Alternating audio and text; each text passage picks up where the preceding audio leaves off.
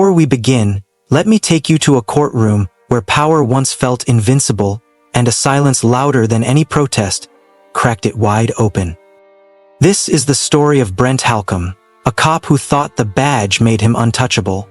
For years he ruled a community not with justice, but fear. Then came a boy who refused to look away, and a woman who didn't have to raise her voice to bring him down.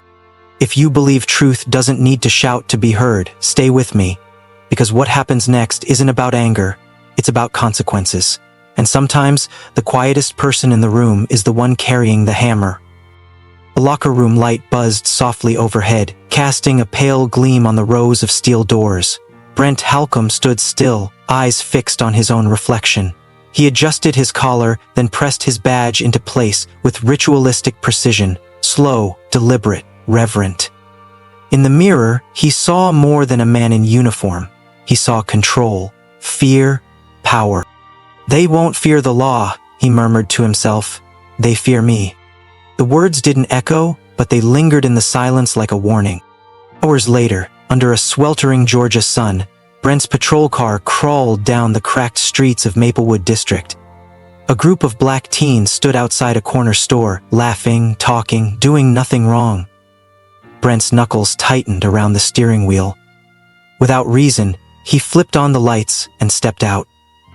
"Move it," he barked. Most scattered, heads down, but one didn't. Jalen Carter, 17, met his eyes, calm, clear.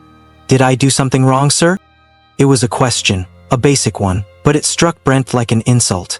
His authority challenged. He grabbed Jalen by the hoodie, slammed him to the pavement, and pinned his knee across the boy's back. "You don't get to ask questions," he snarled, yanking the cuffs tight. Across the street, a bystander held up a phone. "Recording." Every second. The video hit social media like wildfire. Hashtags exploded. "Justice for Jalen." The clip played on every news channel. Jalen's mother wept on camera. Civil rights leaders demanded accountability. Lawsuit paperwork was filed within days. Back at the precinct, Brent sat alone, eyes on his laptop. The video played on loop. He watched himself. The fury. The violence. The moment he crossed a line that could no longer be hidden. He chuckled low. "It's nothing. They'll forget by next week." But the camera lingered, not on Brent's face, but on his shadow cast long across the wall behind him. For the first time, he wasn't just a cop in a uniform. He was the accused, and the courtroom was no longer far away. The courthouse loomed under a heavy sky, its granite facade casting long shadows on the crowd outside. News vans cluttered the curb. Reporters shouted into microphones, and protesters held up signs that read, "Justice for Jalen." Inside, security swept the halls, and every seat in the courtroom was filled. Every breath held. Brent Halcomb entered with practiced confidence, but today, the room felt different. The buzz of cameras, the whisper of expectation. He scanned the gallery, his badge catching the light. Once a symbol of honor, now a mark of shame. His uniform looked crisp, but it couldn't straighten the stain already soaked into his reputation. At the plaintiff's table, Jalen Carter sat flanked by his parents. Michael and Lorraine Carter looked worn but unbroken, their hands clasped tightly together. Jalen's eyes, though young, were sharp and steady. He didn't flinch when Brent looked his way. He didn't blink. No rage, no fear, just the silent question. "Do you see me now?" Brent leaned toward the defense table and muttered just loud enough to be heard. "These people hate cops, they always do." Gasps rippled through the room like a shiver. Judge Walter Darnell tapped his gavel once, softly. "Let's stay professional, Officer Halcomb. No reprimand, no consequence." Brent smirked, emboldened. It was the kind of nod he'd gotten for years, the kind that told him he could say anything and walk away untouched. Then the camera panned to the front row. A black woman in a black suit. Back straight, hands folded, eyes unshaken. She didn't flinch, didn't scribble notes, didn't whisper to anyone. She just watched. Brent noticed. "Who's that?" he whispered to his attorney. His lawyer barely glanced. "Probably one of those watchdogs, don't worry." But the camera didn't move. It lingered on her calm stare, silent, unreadable, as if she knew the ending to a story no one else had even started reading. The second day in court began with the same rituals. Suits adjusted, papers shuffled, whispers between attorneys. But something had changed. Brent Halcomb felt it in the way his fingers twitched when he buttoned his jacket, in the way his eyes kept drifting back to the woman in black seated in the front row. She hadn't moved. She hadn't spoken. She hadn't even blinked. His words hit the air like lead.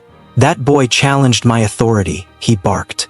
Though his voice was aimed at the bench, his eyes were locked on her. He was trying to provoke, to intimidate, anything to make her flinch. But she didn't.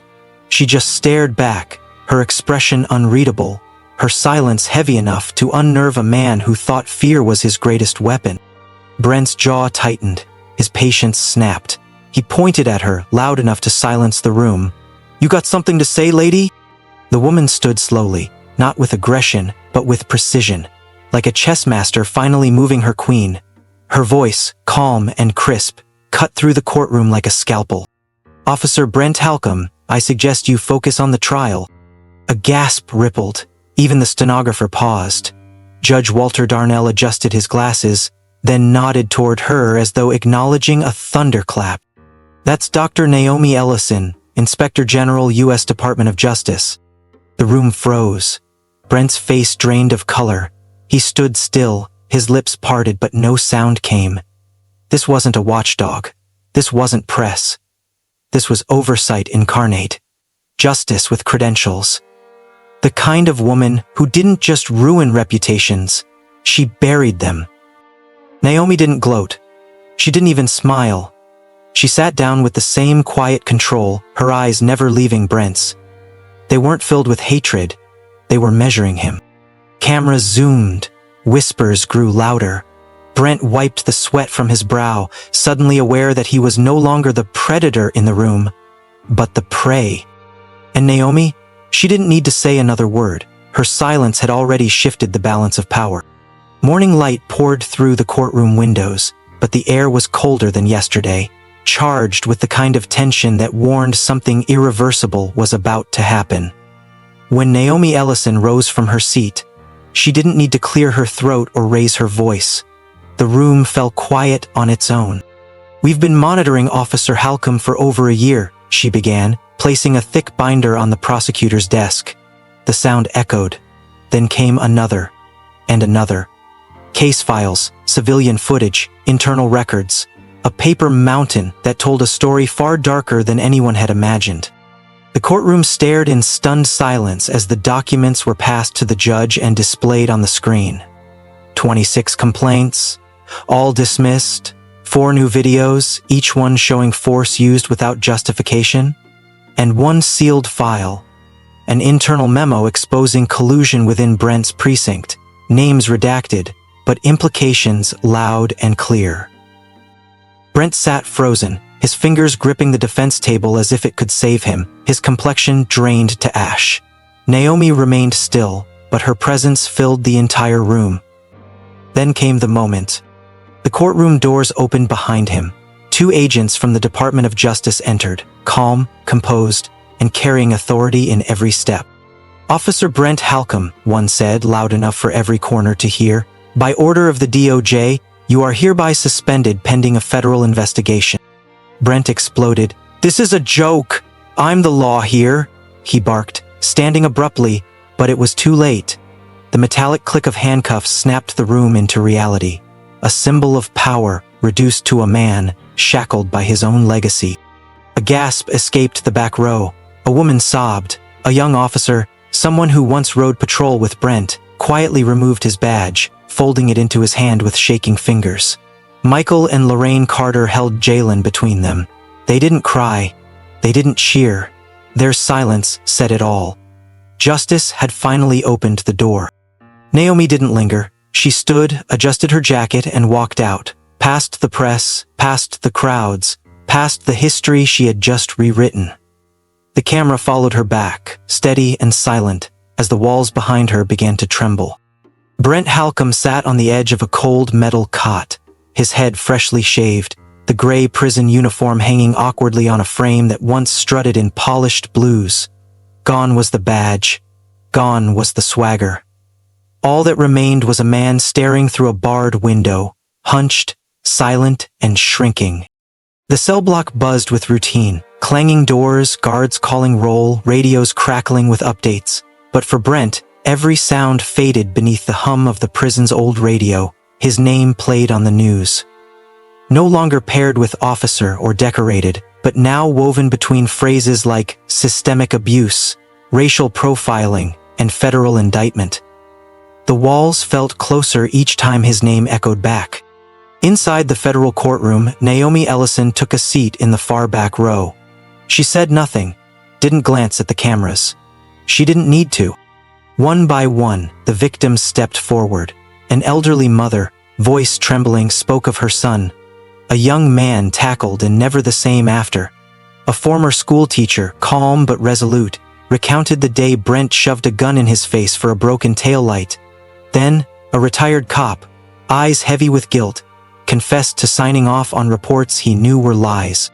They spoke not to the judge, not to the crowd, but to history. When the judge finally leaned forward, the room fell so still, even breath felt like an intrusion. Brent Holcomb, you are hereby sentenced to 7 years in federal prison. The gavel struck once, clean, final, like the last nail sealing a legacy of unchecked power. Brent's knees buckled. Please, he sobbed, voice cracking. I'm sorry, I can change. Don't send me there. But the courtroom had already turned its back. Not out of cruelty, but clarity. Naomi stood and quietly exited before Brent could meet her eyes. Her silence said everything. Justice doesn't argue with the fallen. It simply leaves them behind. The country didn't erupt. It unfolded. News anchors on CNN and MSNBC read headlines with an unusual reverence. The words on the lower thirds didn't scream scandal. They whispered impact. She didn't raise her voice. She raised the bar. Across social media, hashtags trended not because they were viral, but because they were vital. Ellison Justice and Truth in Silence. Editorials poured in.